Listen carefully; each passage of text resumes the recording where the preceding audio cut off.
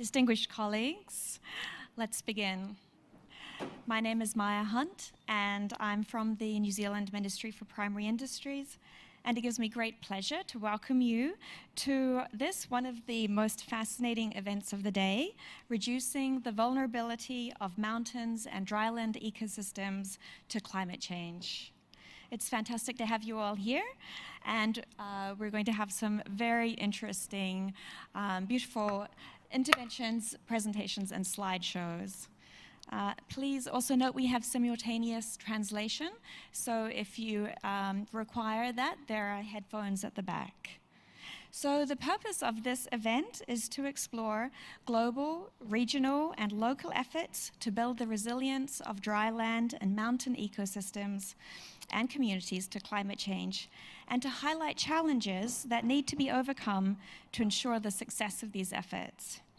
It will also map key challenges and review existing opportunities through sharing lessons from initiatives, platforms, and partnerships to cope with climate risks and vulnerability of communities. So the objective of today's session is to provide the opportunity to bring together global, regional, and national actors, who we have examples here on the panel, to discuss the importance of building climate-resilient landscapes for improved food security and nutrition, to highlight the challenges, and to showcase existing efforts that are occurring at different levels. It's also the last event before the closing session of Agriculture Day. So afterwards, there'll be some, just a closing session, then a reception, and there'll be refreshments served. So we really encourage you to stick around. So the format of today's event, we'll start with two very high-level scene-setting presentations. Then we'll dive into more real-life examples of experience and implementation. And then we'll come back to putting it into context with some presentations on the broader lessons, progress, and challenges of reducing the vulnerability of drylands to mountain ecosystems to climate change. So today, I'll be very pleased to introduce you to our very impressive panel lineup. I will introduce them when they each speak, but just briefly, we have Mr. Eduardo Mansur, Director of Land, Water, Division, and Climate and Biodiversity from the FAO. We have Dr. Andrew Tabor, Executive Director of the Mountain Partnership. We have Ms. Sobaya Abdoum, the Director of Environment from the Environment Directorate, Forest National Corporation from Sudan. Next, I'm pleased to introduce Mr. Tony Simons, Director General of the World Agroforestry Center, or ECRAF. And next, we have along the panel Mr. Sasha Alexander, Policy Officer from the UNFCCC. And we're very pleased at the end to have Mr. Djime Adum, Executive Secretary of the Permanent Interstates Committee for Drought Control in the Sahel, or CILSS. So thank you very much, panel, for being here today. So before after each speaker will have about between 8 and 10 minutes to give their presentation. And then after the first two speakers, we'll open it up to the floor for any questions. Perhaps initially we might get a reaction, some comments from the panel, and then throw it to the floor. But we'll keep it quite brief, just for after the first two speakers, and then the next two speakers, to allow us to have a more general discussion at the end. And we'll try and keep to time so we finish promptly. So first, just a very brief introduction to today's topic. Drylands cover about 40% of the Earth's land surface and are characterized by water scarcity. This affects both natural and managed ecosystems and constrains the agricultural production systems of crops, livestock, wood, energy, forage, and other goods. This puts the 2 billion people already living there under very vulnerable conditions. Climate change affects combined with overpressure on resources, is exacerbating the vulnerability of the people dependent for their living and well-being on dryland ecosystems, such as forests and rangelands. In the drylands, however, mountains have outstanding strategic value. Although water is the limiting factor for life, they act as water towers for surrounding dry lowland areas, providing up to 90% of the fresh water. Climate change is affecting mountain ecosystems and livelihoods, but mountains can also offer solutions and adaptive capacity for enhanced climate resilience. So during this event, we will hear from this fantastic panel of speakers who will discuss the challenges, but also the lessons learned and approaches used for building resilience and reducing the vulnerability of landscapes and livelihoods to climate change. And we will also hopefully get a sense of the potential recommendations and calls for actions from this session to take to the COP negotiations. So I would now like to give the floor to Mr. Eduardo Mansur from the FAO. Eduardo, a Brazilian national, has been working for the FAO and is now director of, it's a very long list of land and water. Eduardo, please treat us with your presentation. Thank you. Thank you very much, Maya. It's an honor to be here with such a distinguished panel and distinguished audience, not big at this time of the day. It has been a very long day, but I think I will try to trigger some discussion for you because this is the COP of the vulnerable regions, right, of vulnerability. This is being hosted by the Fiji government and the focus on small island development states. It's all about vulnerability that we have been discussing, and I'm so happy to have a session here on mountains and drylands, also very vulnerable ecosystems, very vulnerable regions that have been suffering from the extreme events related to climate change. I'm just coming from the closing session of the Water Day. And they wanted us to go there and tell what we discuss here related to water and agriculture. When we talk about the water towers of the world in the mountains, or the regions that are dry and have to produce food to sustain a growing population, I think the line that put together the discussion that we had at the closing there and the discussion that we have at the Agriculture Day is that we have to increase productivity for food production and be more resilient and adapt to the conditions that are exacerbated by climate change. Unfortunately, the news we have are not very optimistic because FAO released the State of Food and Nutrition report a few weeks ago, and for the first time after a few years, I think a few decades, chronic hunger is growing again. Unfortunately, the last figures we have says that we have about 815 million people suffering now from chronic hunger, and out of 700 million that were before, that represents 11% of the population of the planet.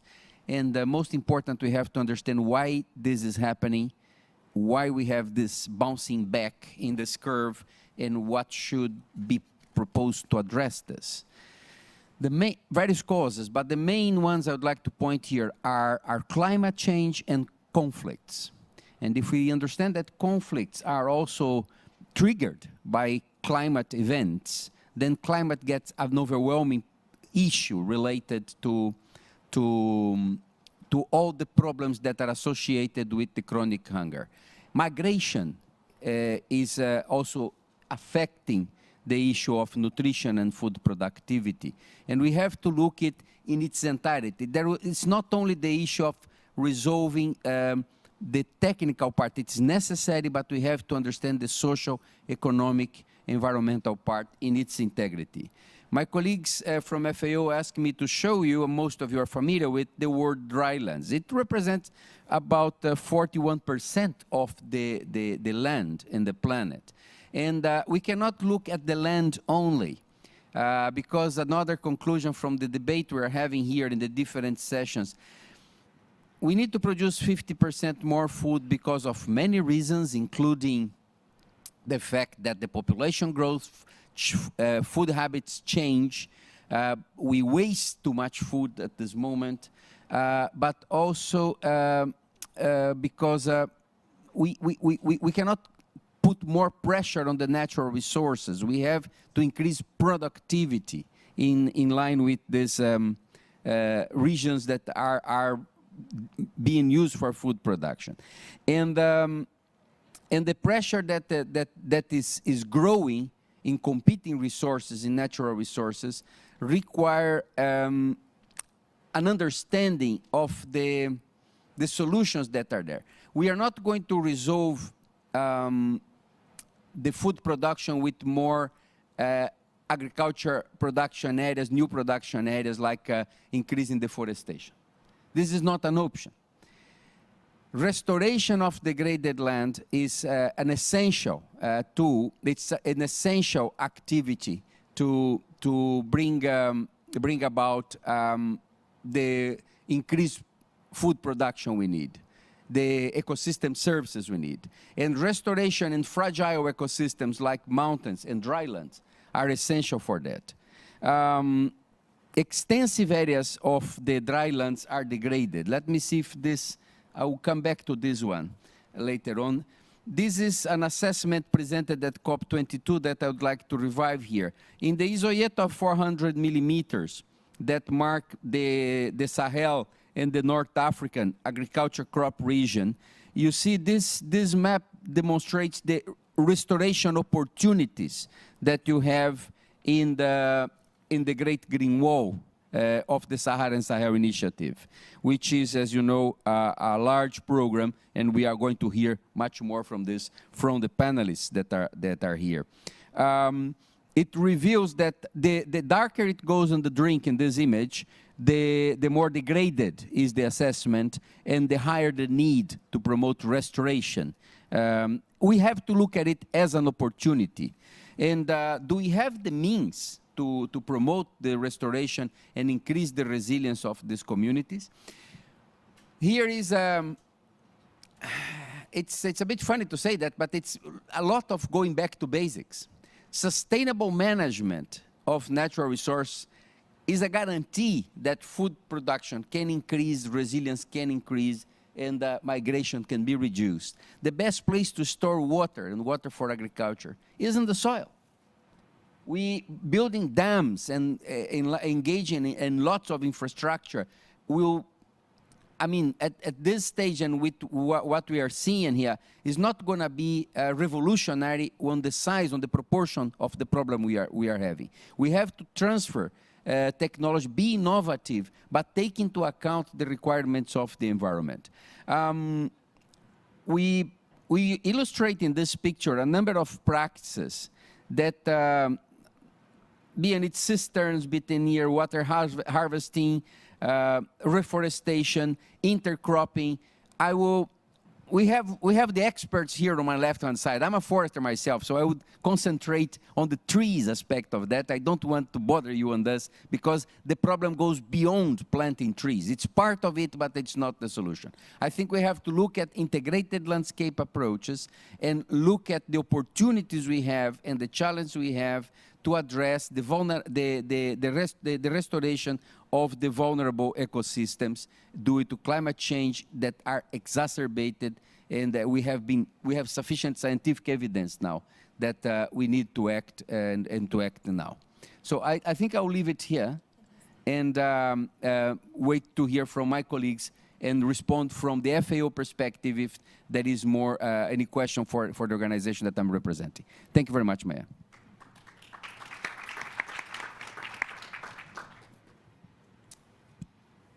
Thank you very much, Mr. Eduardo Mansour. It now gives me great pleasure to introduce Dr. Andrew Tabor, Executive Director, the Mountain Partnership. Dr. Andrew has served as TMI's Executive Director since 2011. For over 25 years, he has worked to conserve nature and improve the lives of rural people. Dr. Tabor, you have the floor. Thank you. There you go. Okay. Well, thank you.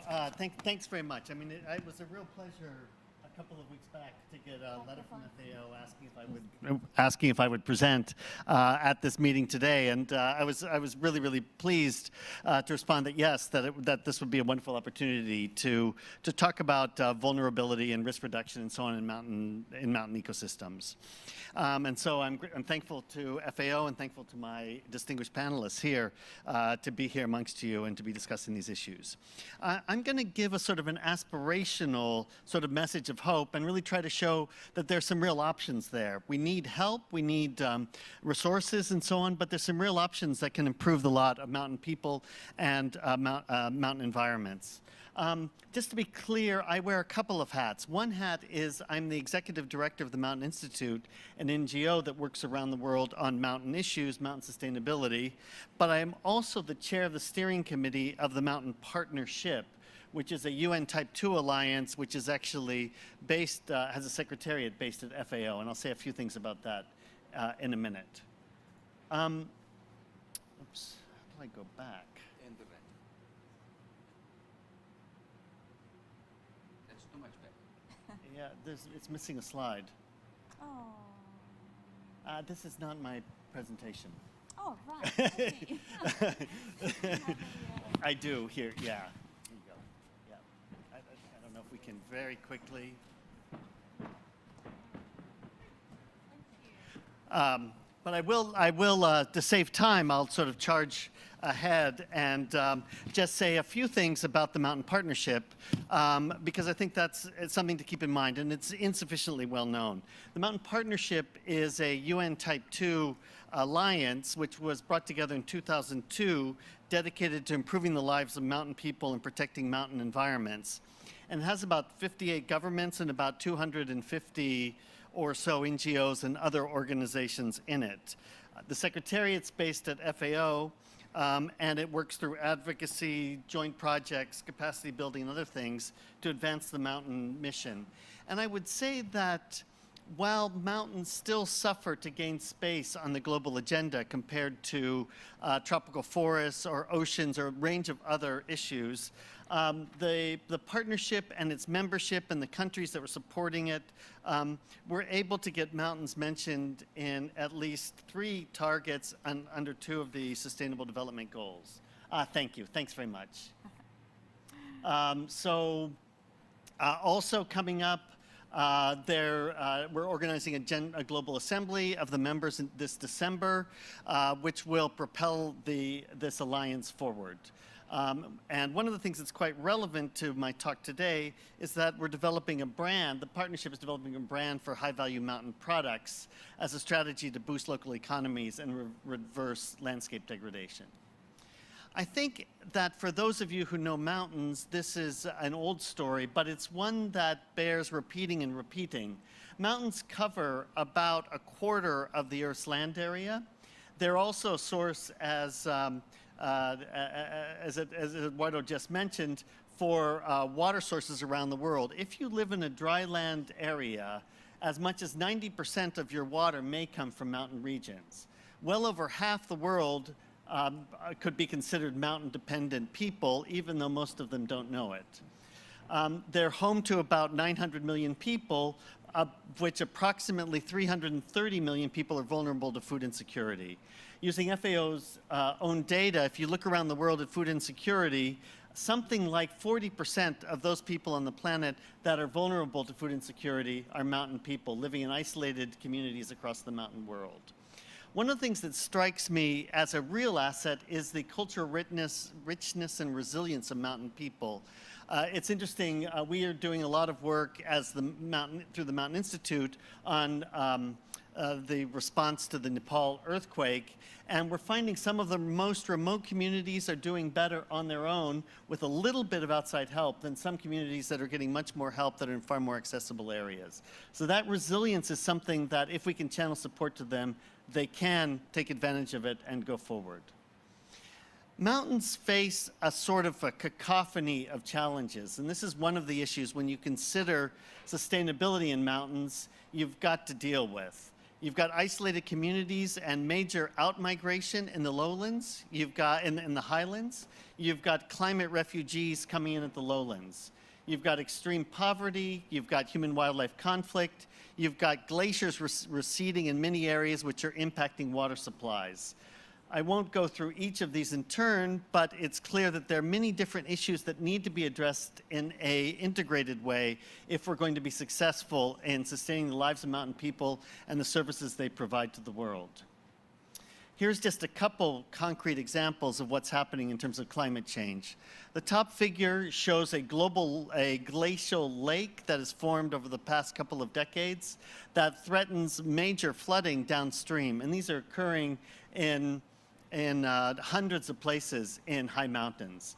The picture on the lower left is of a community that's been abandoned because of disappearing water supplies. And on the right, an area that's been impacted by recent landslides. These are multiplying the vulnerabilities of mountain people and other impacts as well.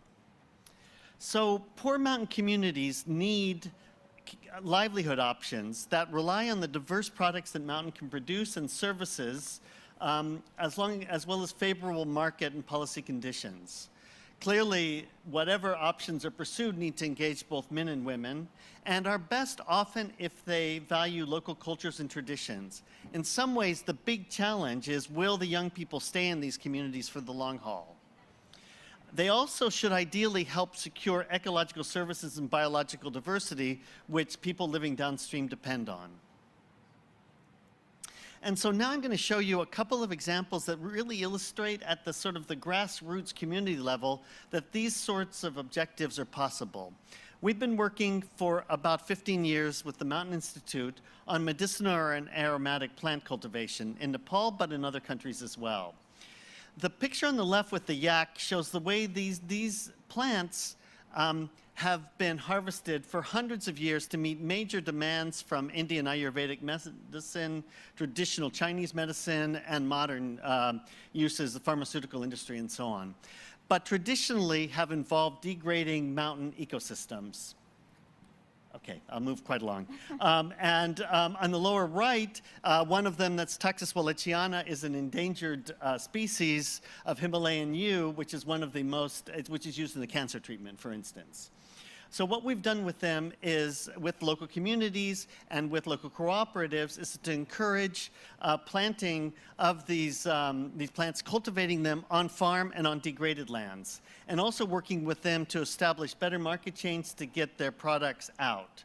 Just summarizing some of the results of this work, so far we've reached about 18,000 households, of which many are women-led households because the men are gone.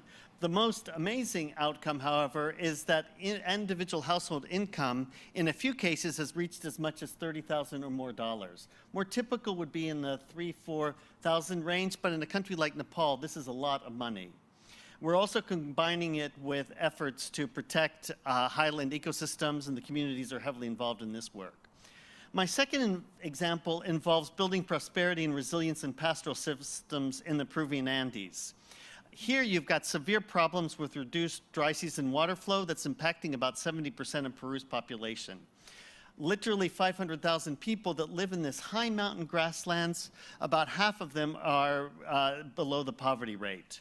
The prognosis is grim, with climate change impacts likely to increase well over those that will impact lowland systems. Here we're working on a camelid-based pastoral production system. The animal on the right, vicuñas, have one of the world's most valuable wool. A single scarf can be as much as $2,000. So we're working with a cooperative there on the production of both alpaca and camelid fiber. The practices go back thousands of years in terms of harvesting them, but what's happening now in these regions because of water loss is the land is broadly degraded, wetlands are disappearing. The picture on the right shows ditches being dug to provide water for communities, etc. And here we're providing ecosystem-based adaptation, restoring ancient water management techniques, which are restoring wetlands, and also bringing in artificial pasture in very concentrated areas, which will allow them to concentrate the alpacas in enhanced grasslands, leaving the wilder, more open grasslands to recover, which will permit vicuña populations to recover, which have such valuable wool. What we're seeing now, according to our economic models, is the individual community members can go from about $500 a year in income to $1,600 about 3 years after the interventions that we're working to put into place now. We think there's a pathway from the few communities we're working with now to upscale to the entire Puna landscape from Argentina north to Peru and Chile and Bolivia, with the potential reach of millions of hectares and millions of people, with important implications for water security and livelihoods of some of the poorest people in that part of the world. So in final remarks, these beautiful children, I think, raise the largest question. Will these kids be living in those lands as they grow up, or will they leave, like so many of the young people? I think through these two examples, I've tried to show that there are pathways for communities that can build prosperity, reduce outmigration, promote ecosystem conservation, reduce vulnerability, and bolster resilience, but that investment, technical and policy support, and market connections are needed. And here, for instance, the Mountain Partnership's efforts to brand these mountain products to increase market recognition of their value, I think is very important. So my apologies for running over. We had a little bit of a glitch with my slideshow. Thank you very much. Thank you both for those two fascinating presentations. I think that was an extraordinary statistic you quoted, that mountain ecosystems are home to 13% of the global population. And I think it was really interesting, the common theme across both your talks around the enormous opportunities for productivity enhancements, for economic, social opportunity and development. And I think that's a really interesting theme, and I invite the panelists to offer any comments or thoughts, or to pose any questions to their fellow panelists, and then I'll throw it open to the floor. So do we have any questions from anyone on the panel? Yes, please. Please, Mr. Tony Simons. Thank you, Maya. Eduardo, I like the FAO map of the drylands of the world, but that's today. And where's your map of the drylands in 20 years' time that we're going to have to be dealing with unless we pay more attention to climate change? And that's the map that I would like to see. Is the question? Absolutely. I mean, the dynamic of the mapping is something that I think Sasha can help me discuss. It's something we are working very, very carefully on this. It's a big challenge. We made a step forward since in the climate arena, I think since COP21 in Paris, and which coincide with COP12 of UNFCCC in Turkey, when land degradation neutrality was debated and entered into the Sdg 15. Especially the target 15.3. Because land dynamic, mapping the dynamics of soil organic carbon or other features, we are in the world of remote sensing, right? We can produce maps with remote sensing and then we think that they are good maps. But we have to have data that comes from the countries, and the countries have to have capacity to monitor them, generate these data, and analyze them, and produce to institutions like us who report globally, and on a way that we can compare. So if you look, I don't want to encroach much on, because I'm sure that Sasha will touch on the land degradation neutrality and what it means.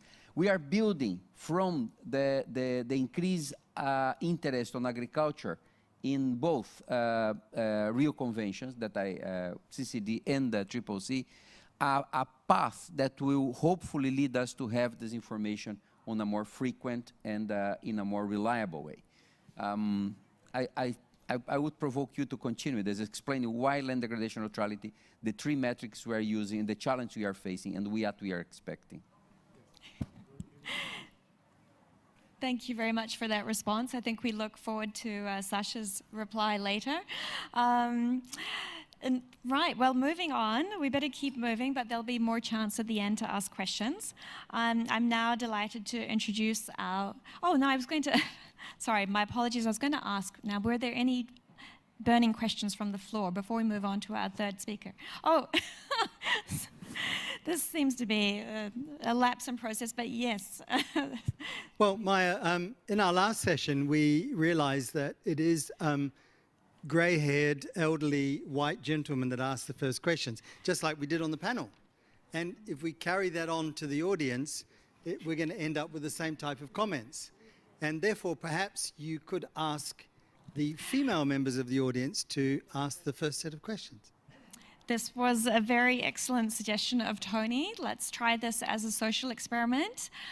It's worked already. We have a request from the floor. Do we have a microphone potentially? If not, yes, here you go. Thank you very much. Please, you have the floor. Hello, my name's Judy Soul from Mother Channel Internet Television and Cape Town TV, which is terrestrial and satellite. I'm very concerned because I believe that the one chance we have of survival, of course, is somehow to prevent the amount of soil that must be leaving the mountains all the time because of the grazing, overgrazing it tends to be. And I've noticed that they had started in the Gobi Desert if you look under green gold in the internet, an incredible system where they planted trees on the tops of the mountains, and they took, I think, 10 million hectares, and it came alive again, green, and they took the livestock off the mountain. That was the key thing. So they realized that they could still have the livestock, but the livestock would have to remain away from where their feet would tread and where they would just be nagging at every new plant that tried to show its head. And the effect was devastating. In 4 years, you've got greenery, trees on the top of the mountain, and they also put the terraces on the edge, which the last session was quite interesting about. And then the rivers and even waterfalls came at the bottom. So I was wanting to know whether that may not be a solution to perpetuate the green gold system throughout the mountains, and then I think a lot more people would prefer to live there. Thank you very much. That's a fantastic question. Can I throw that to the panel? How would they like to respond? Yeah, I just want to say, I think, you know, I didn't have enough time to go into all the details, but what we're really trying to do through these livelihood options is promote a range of activities that will restore some of those ecosystems. Some of it's about planting trees, but trees are not the only indicator of ecosystem health. You know, these are grasslands which have been severely degraded, and so we need to think about a whole range of different sorts of land cover and how they can be restored through a range of different sorts of activities. So.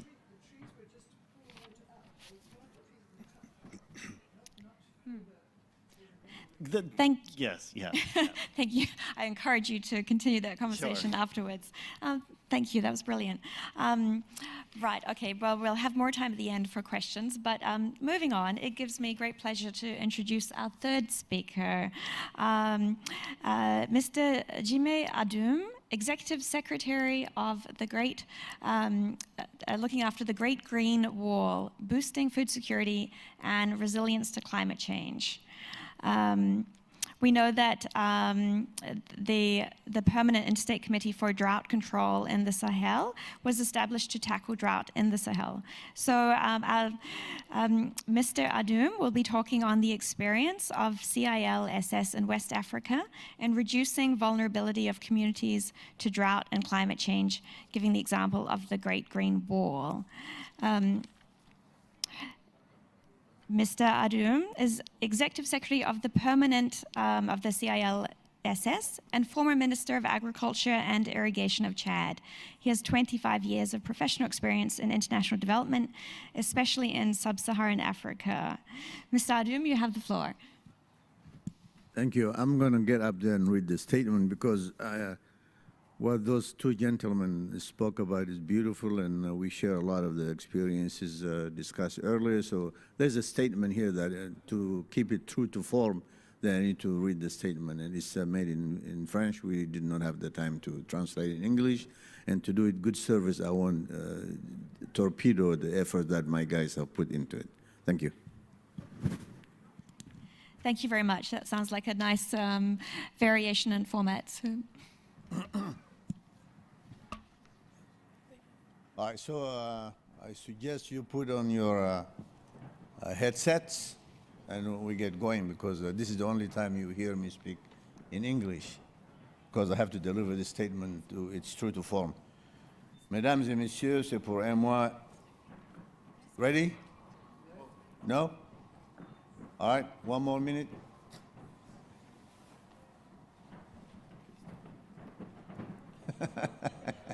Sorry, guys.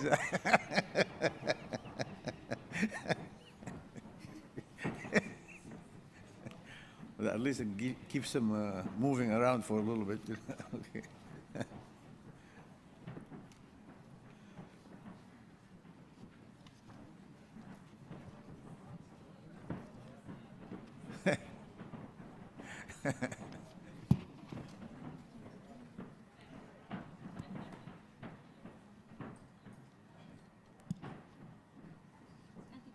Okay, we good? Thank you. Mesdames et messieurs, c'est pour moi un honneur et un réel plaisir de prendre la parole à l'occasion de ce side event. Mais avant d'aborder le sujet, permettez-moi d'adresser à la FAO mes sincères remerciements pour toute l'attention qu'elle accorde à mon institution, le Comité permanent inter-État de lutte contre la sécheresse dans le Sahel. Le thème du side event, c'est Reducing the Vulnerability of Mountains and Drylands Ecosystems to Climate Change, et plus spécifiquement à travers le cadre de la Grande Muraille Verte, en parenthèse, renforcer la sécurité alimentaire et la résilience du changement climatique. C'est un sujet très complexe, mais pertinent que nous allons aborder à travers la réalité perçue par mon institution, le CILS. Maintenant, pour introduire la réflexion, nous tenterons de répondre à trois questions principales. La première question, pourquoi devrions-nous préoccuper de la sécurité alimentaire et de la résilience des terres arides? Deuxième question, quelles sont les principales menaces qui pèsent sur le bien-être et la résilience des personnes vivant sur ces terres arides? Et enfin, la troisième question, quels sont les défis de développement dans les zones arides? Mesdames et messieurs, quelle est la place des terres arides en Afrique? On se pose d'abord cette question. En Afrique, les terres arides couvrent plus de 13 millions de kilomètres carrés, soit 43% des terres du continent, dont 3/4 des terres cultivées et 3,5 millions de kilomètres d'espace à risque élevé. On note que l'Afrique est le continent qui a le plus de terres arides au monde, 37% selon le comité scientifique français de la désertification 2015. Selon le PNUD, ces zones abritent en Afrique de l'Est et de l'Ouest plus de 300 millions d'habitants, soit 40% de la population du continent. Elles produisent 2/3 de la production céréalière et 4/5 de l'élevage. Il y a lieu de souligner que 33% de ces terres sont impropres à la culture pluviale et que 2/3 de la production céréalière et 4 de l'élevage. Et que 73% de ces terres arides exploitées à fin agricole sont déjà dégradées. Quelles sont donc les principales menaces qui pèsent sur le bien-être et la résilience des personnes vivant sur ces terres arides? Sur le plan social, les risques sont multiples et souvent imbriqués. on note les conflits agro-pastoraux pour la gestion des ressources, terres agricoles, eau, terres pastorales, dont les ressources frontalières.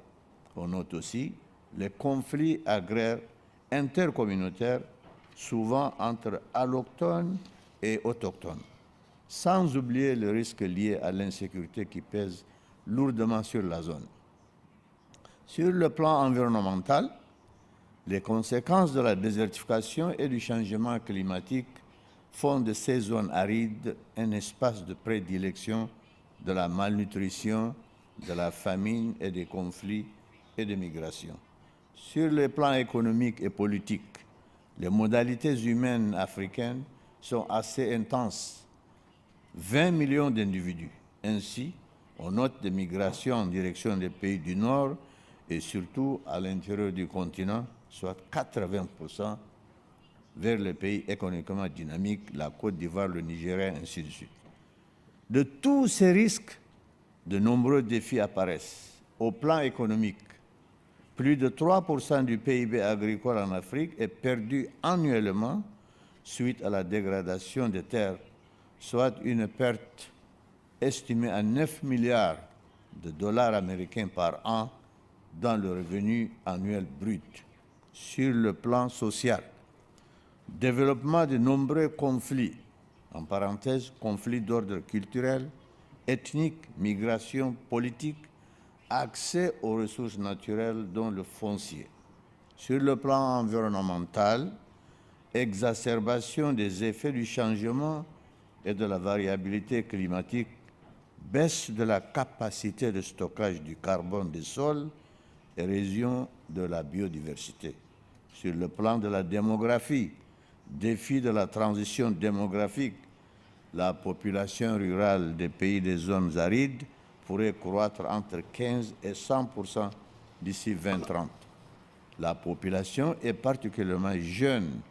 On peut noter que 40% des habitants d'Afrique subsaharienne ont moins de 15 ans, 55% des jeunes sont au chômage en Afrique subsaharienne. Sur le plan alimentaire, insécurité alimentaire concerne encore tous les pays d'Afrique, soit 230 millions de malnutris, émeutes de la faim encore récurrentes face à des flambées de prix. L'indice des prix des produits alimentaires a augmenté de 63%. 9 sur les 13 émeutes au Sahel et Corne de l'Afrique en 2008. Insuffisance de la production et des rendements agricoles, notamment dans les régions en guerre. Dépendance vis-à-vis de l'extérieur, tous les États africains doivent importer des biens alimentaires, blé, lait, viande, pour nourrir leur population. Mesdames et messieurs, face à ces défis, des actes ont été posés aussi bien au niveau national, régional et continental, comme réponse aux différents fléaux. Au plan politique, par exemple, nous pouvons citer la création du CIRS en 1973, avec pour mission de s'investir dans la recherche de la sécurité alimentaire et la lutte contre la désertification au Sahel pour un nouvel équilibre écologique au Sahel.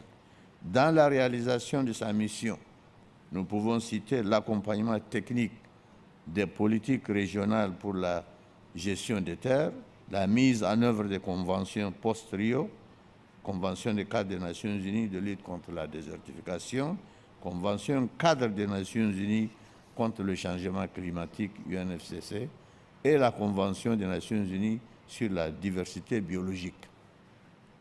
Au plan technique proprement dit, nous pouvons citer au niveau politique et stratégie l'élaboration des cadres stratégiques de sécurité alimentaire, d'un plan d'action sous-régional de lutte contre la sécheresse, d'un programme national d'investissement agricole et aussi d'un programme régional d'investissement privé.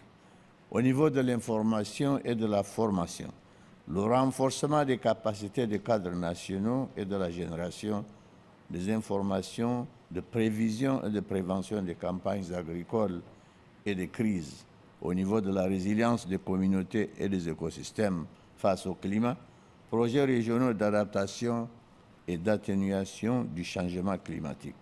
En ce qui concerne les projets et programmes multi-pays avec l'accompagnement des partenaires techniques et financiers. Nous pouvons également citer les divers programmes d'investissement en gestion des terres. La mise à l'échelle de techniques de la GRT a montré qu'il est possible d'inverser favorablement cette tendance. Ainsi, le programme d'investissement du SILS montre qu'il est possible à travers la restauration de terres. Et ça joint un peu les collègues qui ont déjà montré les efforts qui sont en train d'être faits pour régénérer des revenus à partir d'une terre dégradée. Donc, nous citons en production céréalière de 781 kg par hectare, 703 kg par hectare et 750 kg par hectare, respectivement au Burkina Faso, au Niger et au Sénégal, avec des retours sur l'investissement annuel qui peuvent atteindre 50 à 75% selon les pays. Dans la même logique, l'aménagement en technique de GRT de 355. OK. Voilà, donc je saute ici pour vous dire, nous avons en ce moment, pour mettre en œuvre tous ces programmes, nous avons la Banque mondiale pour un projet de pastoralisme, c'est-à-dire comment faire. Nous avons la Banque mondiale qui finance un projet BRICS, gestion des connaissances. Nous avons la Banque mondiale qui finance un projet d'irrigation, c'est pour la résilience. Nous avons la Banque africaine de développement qui finance un projet de résilience, le CIL de ses partenaires. Et là, c'est une question extrêmement importante. Je vais laisser tout le reste, mais je dis, par rapport aux données, il y a une question qui a été soulevée par l'orateur. Le CILS vient de publier avec l'USGS et l'USAID un atlas de Land Use Land Cover qui fait 30 années d'expérience, c'est-à-dire de collègues d'analyse satellitaire et de terrain. Et je crois que le moment est venu pour que nous puissions utiliser cet atlas, au moins pour ce qui concerne la région du Sahel ouest africaine, pour que nous puissions maintenant utiliser ça dans les programmes de gestion. Je vous remercie.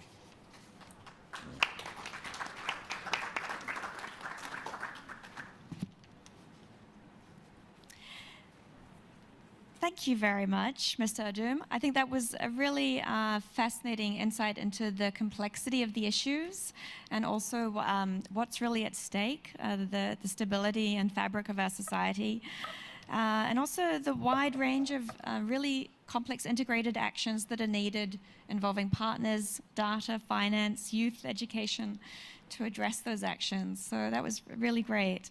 I'm now very pleased to introduce our fourth speaker, Ms. Somaya Omer Abdoun. She's the Director of the Environment Director, Forest National Corps at the Ministry of Agriculture and Forestry in Sudan. She's been a long-term environmental activist, and she's also chair of the National Discourse Forum for Nile Basin countries. Sumaya is going to speak to us about Sudan's experience in reducing vulnerability in drylands using the gum arabic case. Sumaya, you have the floor. Thank you. Okay.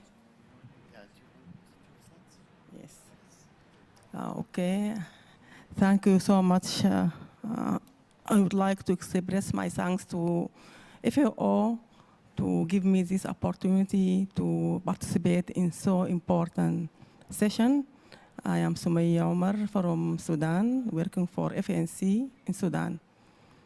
I am going to present our experience in the forestry sector, Sudan experience in reducing vulnerability of small gum arabic producers and dryland agroforestry system through implementation of the Sudan Revitalizing Gum Arabic Production and Marketing Project.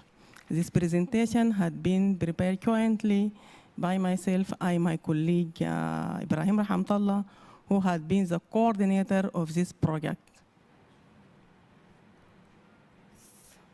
By what? This? Okay. Sudan is the world's largest producer of gum arabic. The gum arabic belt in Sudan lies between the latitude 10 to 14 degrees north, covers an area of 520,000 square kilometers, accounting for 28% of the country's total area. Along 13 states in the Sudan, it lies in the dry zone and semi-dry arid areas. Why is the Gum Arabic project? The Gum Arabic belt is subjected to an adverse climatic conditions, low rainfall, desertification, degradation, which led to declining production of Gum Arabic, which contribute to up of 50% of the farmer's total cash earnings. So some areas were deserted and left bare to the sand dunes accumulation and desertification.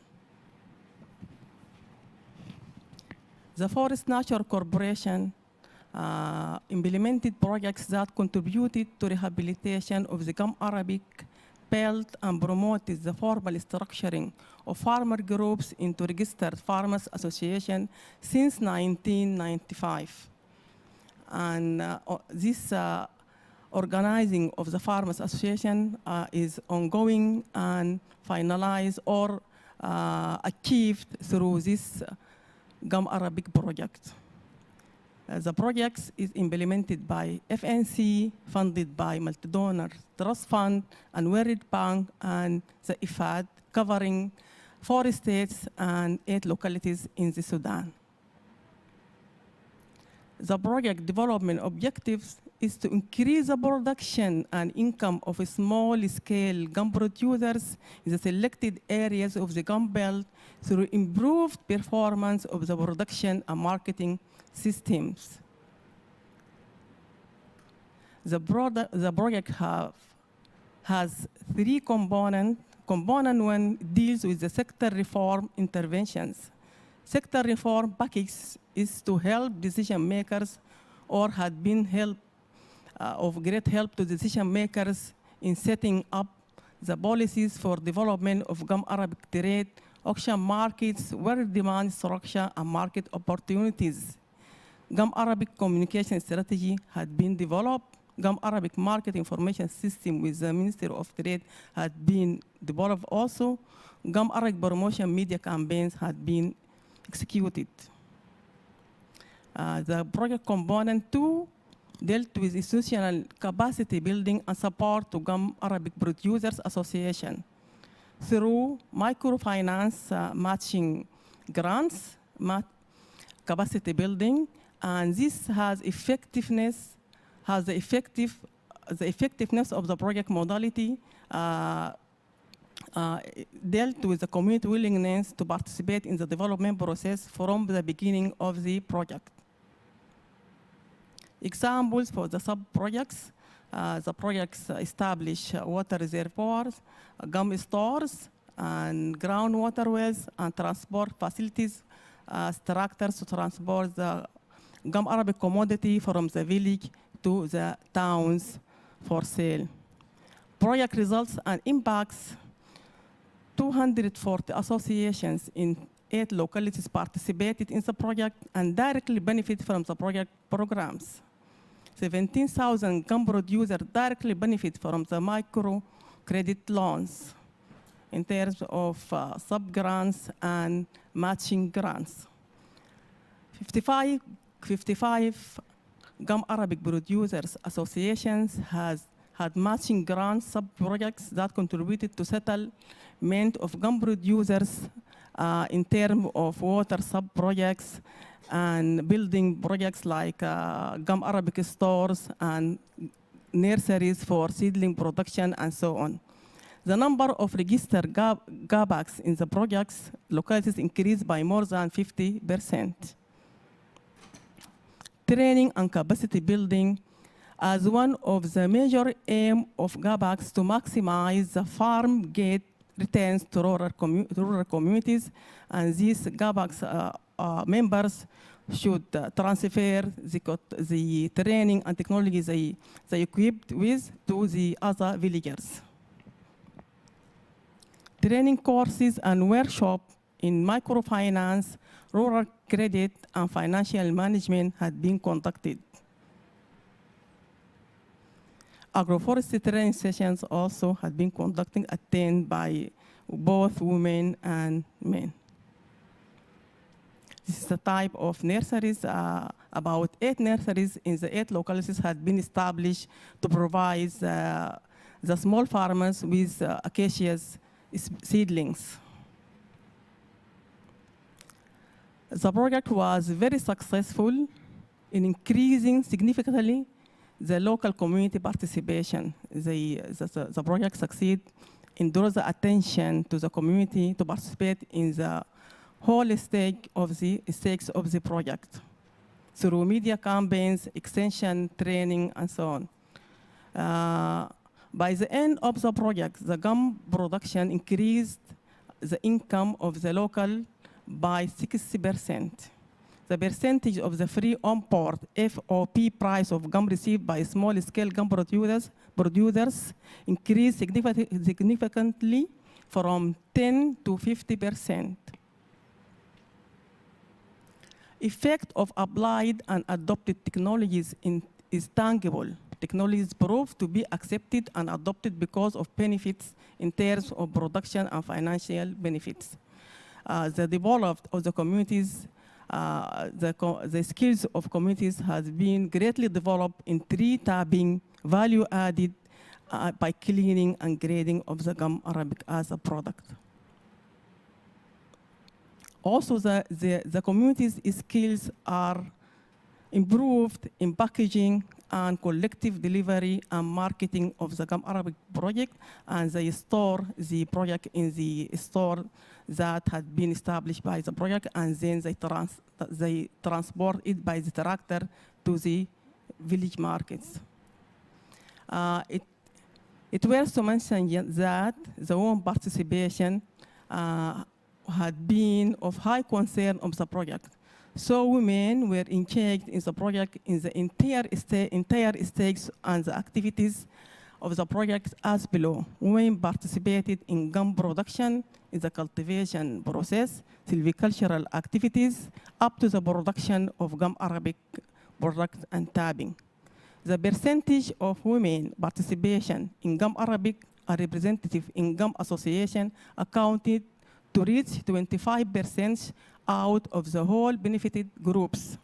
There are 10 gum associations entirely managed by women in Nihud, Adaleng, Bau, and both localities. It worth to mention that these pure women associations has achieved excellent unique performance in the project programs. Just 1 minute. Just 1 more minute. Well, okay, I am going to be short. This shows the participation of women within the societies. جمعية التلب.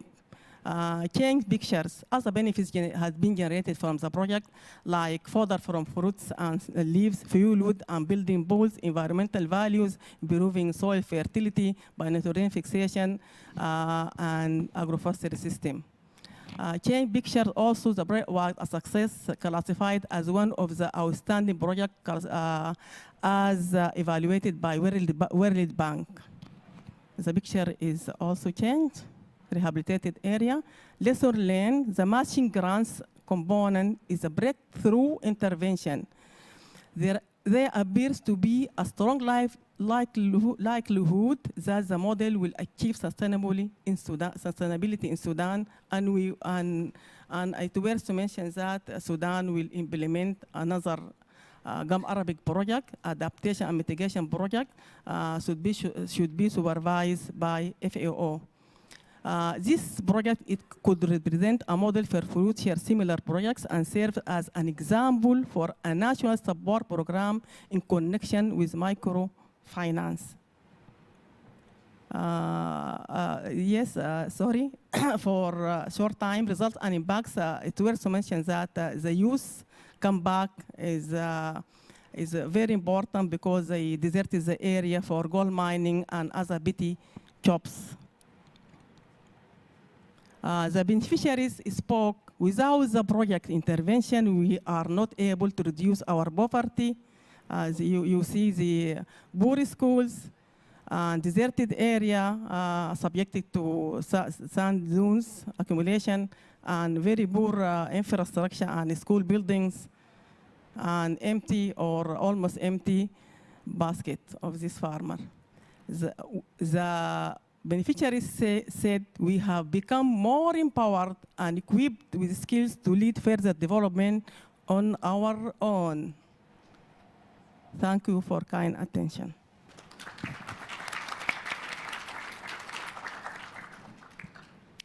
Thank you very much, Samaya, for a really fascinating insight into what incredible results you can get through microcredit and matching grants for improved productivity and profitability of sustainable land use.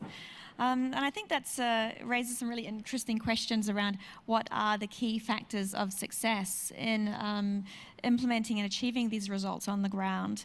You know, is it through these specific financing arrangements, or is it through such active engagement and partnership with local communities? So on that thought, I'd like to initially throw the floor open to the panel to see if they have any questions or comments or reactions to either of our last two speakers. Thank you.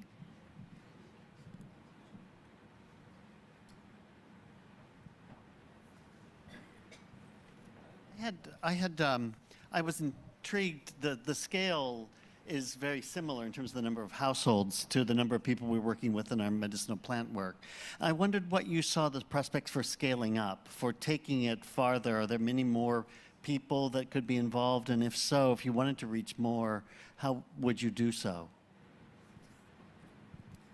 Yes, this project can be scaled up because already the Association of gum Arabic producers are extended to reach up to 3,000 associations by now. And as you know, these communities are well organized, and the collective work should push forward the other project or the executive project should be implemented by FAO, because the structure are organized and well mobilized at the local level. Thank you. Thank you.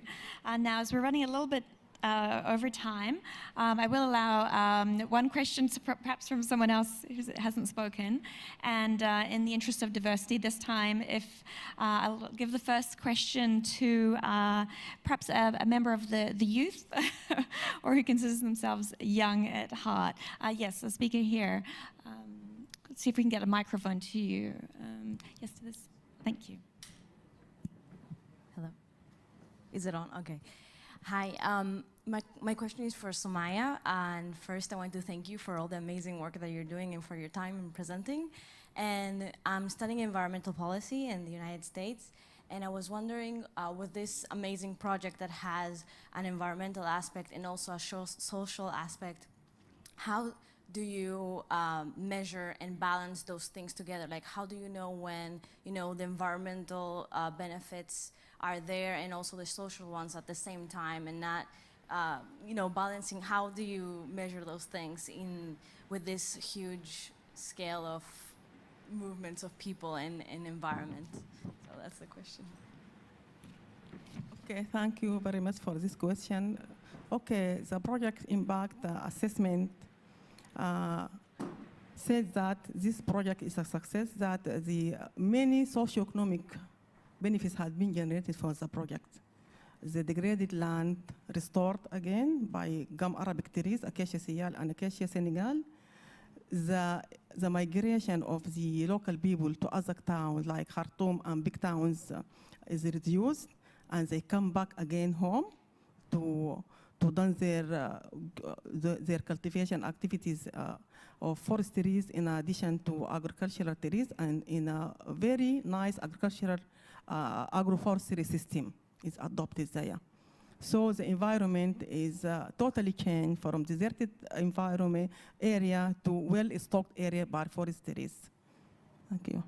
Also, the income generation is by 60% increased from the revenues of gum Arabic. Yes, thank you. Great, thank you. One more question. Short question, thank you. Thank you. I'm Fatima Ramli from Sudan. I'm National Coordinator for Gum Arabic Producer Associations. The association in Sudan established 1992, it's not 95, because I am a founder. This project is only 240 out of 3,000 associations, but the impact of this is very significant now. You see, the main problem is that the seed money for tabbing, this pre-finance. Pre-finance, this is a very problem. That means the farmer, if he have a money so as to cover his daily needs, it's okay for him that he can gain more benefit from his gum. This project has put seed money for each associations so as to cover all the needs that cannot, there is no intermediators or others in between. So as this now is very, very good, but it is limited. Our problem now is the financial, is pre-finance for gum tabbing, and how we can help our producers so as to benefit from their production without this long chain. See, from producer to the end user, it is almost 15 intermediators. And this is a very problem. Thank you. Thank you. Thank you for highlighting that's, yes, a real challenge to scaling up these initiatives. And I think, right, I think we're ready to move on to our next two speakers. Now we're going to be taking a slightly broader perspective, looking at the lessons and the challenges overall. I'm delighted to introduce Tony Simons, Director General of the World Agroforestry Center. Tony has worked for 27 years on issues at the Tropical Agriculture Forestry Interface in more than 40 developing countries. This has spanned the private sector, including shell forestry, academia, the University of Oxford, official development assistance, and research at Sdg. So I'm delighted, Tony, to give you the floor. Thanks very much, Maya. The role of agroforestry in reducing vulnerability to climate change in drylands. And if you think drylands are a lost cause and, you become a little tearful that, what can we do and it's doom and gloom, take those preconceptions away, because I'm going to show you some slides that are really going to blow your mind between before and after comparisons. And you can see from that slide that we'll try and address both drylands and a little bit about mountain areas as well for you, Andrew. Anyone recognize that particular territory? It's our world. And that's our world from 385 million years ago when first trees emerged. And if you're interested, that's where Bonn is, and Fiji is somewhere about there. And it was at that time, 385 million years ago, when trees evolved. Archaeopteryx was one of the first genera to evolve. Our atmosphere had 10 times the CO2 it has today. We're worried about 400 ppm, it was 4,000 ppm. We're worried about 2 degrees, it was 10 degrees hotter than it is today. And it was trees that made this planet habitable. And their destruction will lead to our destruction as well.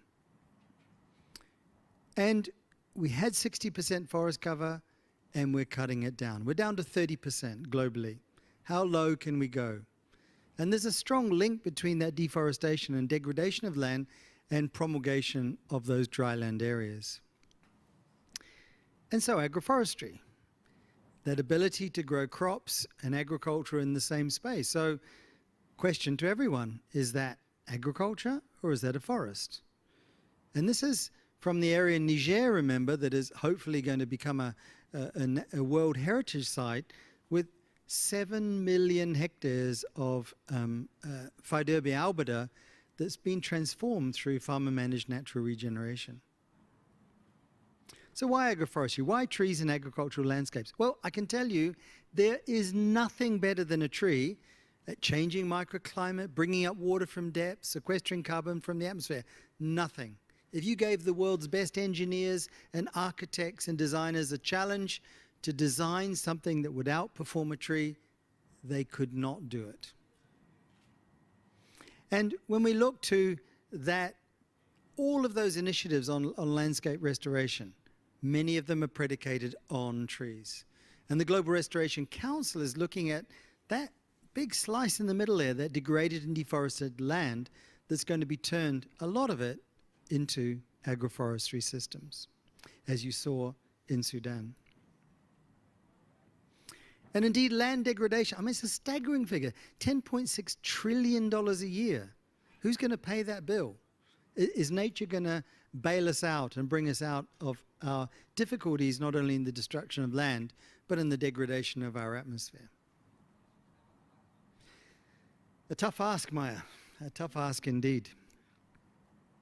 And so we've been addressing it by looking at using trees and using land as a barometer of health, land health surveillance techniques, modern techniques bringing modern technology to that. And this is one of the products, a soil map from Ethiopia. And it's like when you were a child and you painted by numbers, and you could paint those numbers in and say, well, okay, that's about 20 kilometers by 30 kilometers. And you say, well, the blue bit in the middle is an alluvial soil. On the left, you've got an alphy soil. On the right, a semi-weathered oxy-soil. It's not really going to help you unless you're a real dyed-in-the-wool soil taxonomist. But that very same area of land, mapped to 30 meter by 30 meter resolution for soil organic carbon, gives you that type of information. A staggering difference in your ability to make and take decisions. And so let's jump to northern Tigray in Ethiopia, not too far from Khartoum. This area is an area of enormous degradation. And after the Derg, people were being taken off the land because the land could not support livestock and people. And there's one village, I'll give you an example, this particular village. Now, Sasha, this was the village that won the Global Future Policy Award, okay, just recently, the UNFCCC COP. This was the village who transformed that degraded area into this. It took them 20 years, but they went from a moonscape of no vegetation by excluding livestock, by putting in bench terraces, by putting in check dams. 2 years of drought, 2 years after drought, they still have water flowing in the river. You change a degraded landscape, such as you see in the above, to below, just by people power. People power. Because there was a bylaw that said, if you want to be a member of this village, you have to spend 40 days every year of your labor. That's 2 months of your labor. 1/6 of your entire year you have to spend on the watershed, keeping livestock out, planting trees, putting in bench terraces, making check dams to transform that. The water table has gone from 12 meters down to 1 meter down only. It's fascinating. Only 900 households in this village, 900 households. Because they have water, because they have enterprise, 1,350 youth have come back from the cities. Because they've got motorbikes, they can drive the produce into the city, they can have this innovative entrepreneurial lifestyle that is not a grind and just driving, going down this cycle of decline of those land areas. Incredible. If that's not fascinating enough for you, this is the largest volcanic rock phosphate mine in the world in China, to jump continents. But in China, it's pretty destructive. And when we think about, Eduardo, all of these pledges and promises, you know, the Bonn Challenge, 150 million hectares. The New York Declaration, 400 million hectares. Forest landscape restoration, up to 2 billion hectares. Let's add another AFR 100 million hectares from Africa. Enormous pledges. Mining is kind of like the gold standard.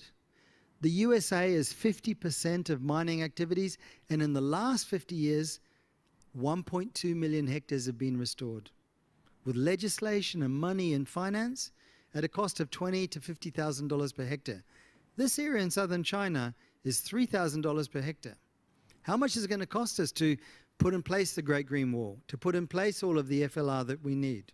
Do we have those monies available? And here in China, they did it by going from that to that in 5 years. In 5 years' time, enormous transformation, and it was all based on a high-value product, giving people not the land tenure, but the tree tenure and the right to use the resources from those particular areas. Fascinating example of transforming a landscape. And indeed, FAO are going to be hosting an amazing conference in February next year, halting deforestation and increasing tree cover in February next year to address these challenges around how do we stop deforestation, how we bring in things like agroforestry technologies, particularly into those dry and vulnerable and deforested areas.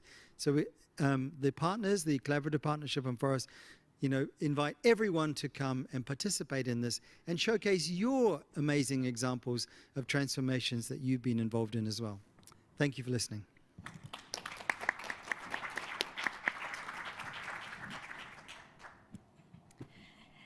Thank you very much for that fascinating talk. That was starting from a geological timescale and a bit sobering, but I think you showed us what amazing transformations are possible that really give us hope and inspire, I think, new actions. Before we pass to our last speaker, I believe... You're good. Oh, good. He's addicted now. I can't leave. Good. I'm delighted now to introduce our last speaker, Sasha Alexander from the UN Convention to Combat Desertification. Sasha is a policy officer at the UNCCC, where he focuses on the role of sustainable land management and ecosystem restoration in the Sustainable Development Goals, and specifically on the SDG target and indicator on land degradation. He's also the team leader for the UNCCC's flagship publication, The Global Land Outlook. Sasha, you have the floor. Great. Thank you very much, Maya, and thank you to FAO for the invitation. Eduardo and to some extent Tony have sort of set up my presentation here. First, with regards to land degradation neutrality being one of the Sustainable Development Goal targets. And I'd like to just highlight what UNCCD is doing with our key partners, FAO and others, at the national level.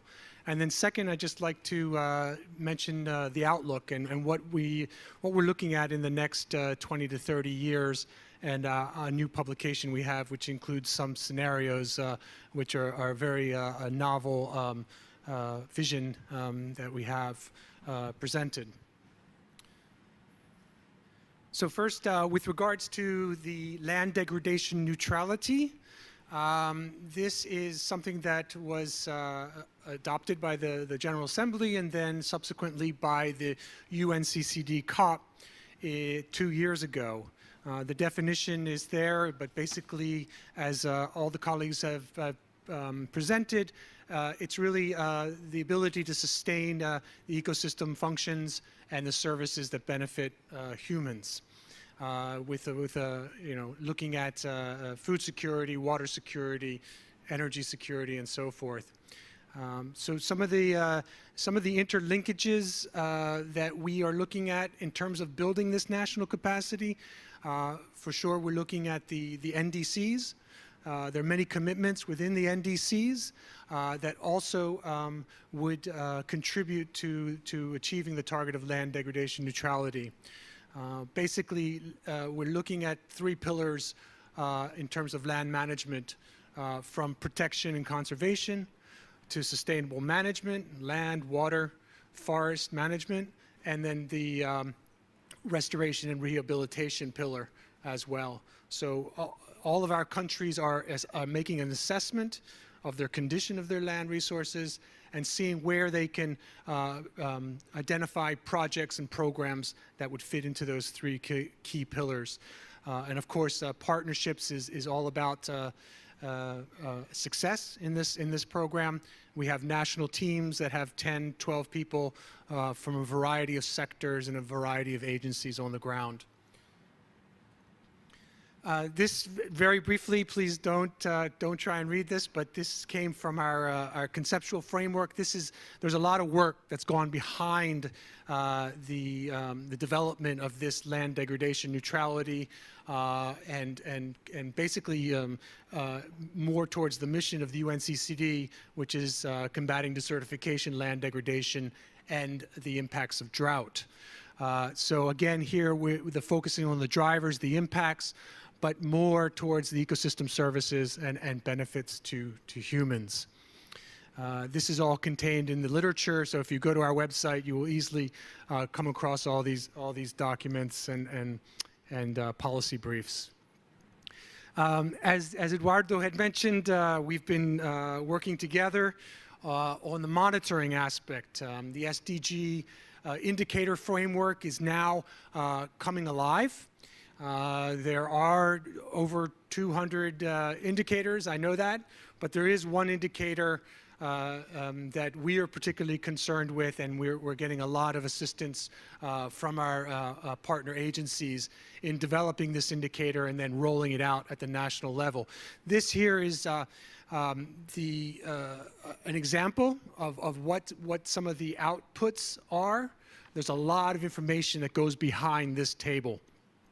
So from the 114 countries that are participating in the target setting program on LDN, we have 42 as of last month that have set their baseline for the indicator based on that methodology. And we're beginning to see that this is providing a very meaningful and policy relevant representation of land degradation at the national scale. Now, the Sdg indicator there is in the bottom right-hand corner. That is basically what is the amount of land that is degraded in your country.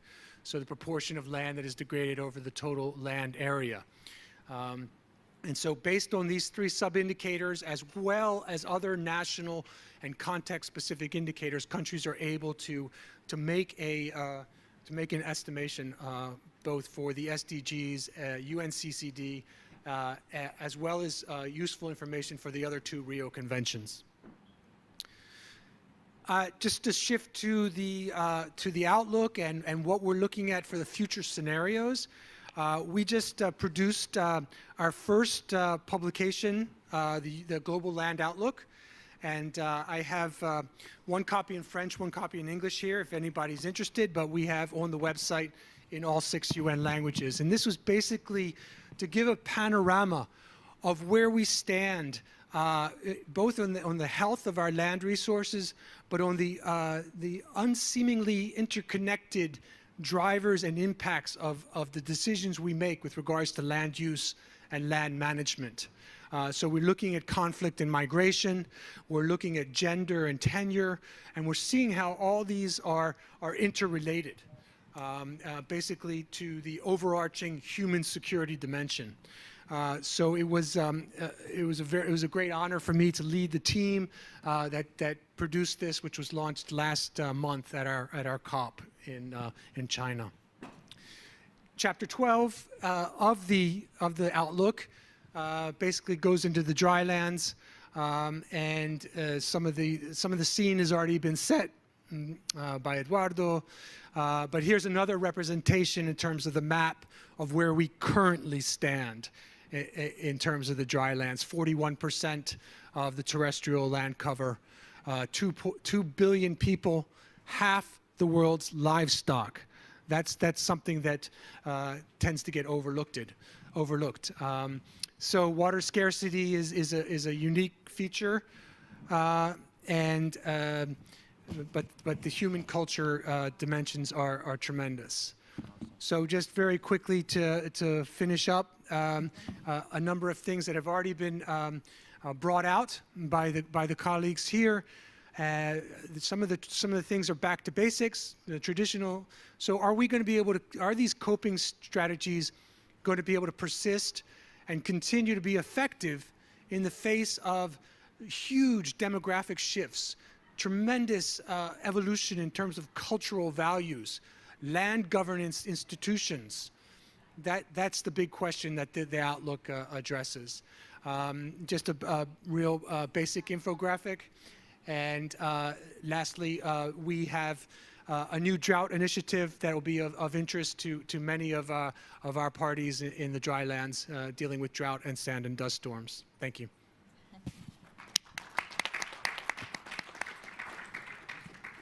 Thank you, Sasha, for that fantastic presentation, showing the wealth of data and tools that are out there that can help countries build and project managers build the evidence base to help mobilize and scale up funding and action, hopefully on the ground. So, this nearly brings us to a close. I would like to allow time for some questions. I think we're just about out of time. I'll just allow me simply just to make a couple of just summary remarks, and then time permitting, until we're thrown out of the room, we can invite some questions. But I think the key message I wanted to highlight is that what our speakers have shown us here is that there are a number of key messages here that we think is worthwhile taking away. One is that there are very many successful and encouraging experiences and successful projects that are underway, such as the Green Wall, the Mountain Partnership, the Sudan Gum Arabic experience. And these build on existing solutions and are really allowing the diversification of livelihoods, enhancing productivity and successful outcomes for the communities. I think another key lesson is that partnership is key, as shown by the African Union flagship program, again, the Mountain Partnership, and showing that bringing members together to work towards protecting mountain environments around the world is really having a critical effect. I think increasing technical capacity and policies is vital. Science and technical expertise is important. ECRAF and FAO are able to support member countries to expand their efforts in scaling up resilience building. And I think finally another key message is that funding mobilization is key to increasing investment. The Green Climate Fund and other funding instruments like the LDE Fund, private sector, the GEF are all good opportunities that we really need to support to deliver their full potential. So we hope the outcomes that you've got from this increased awareness of climate change impacts on dry land and mountain ecosystems and communities, and existing efforts to build resilience in these areas. And I think what's really exciting is that there are real opportunities here for partnership and cooperation to implement and sustain appropriate measures to build resilience and of dryland and mountain ecosystems. So, and further information on these issues is available from the FAO website, and they also have a range of amazing publications. So I'm not sure when we're going to be thrown out, but so I'll just, hold on one moment.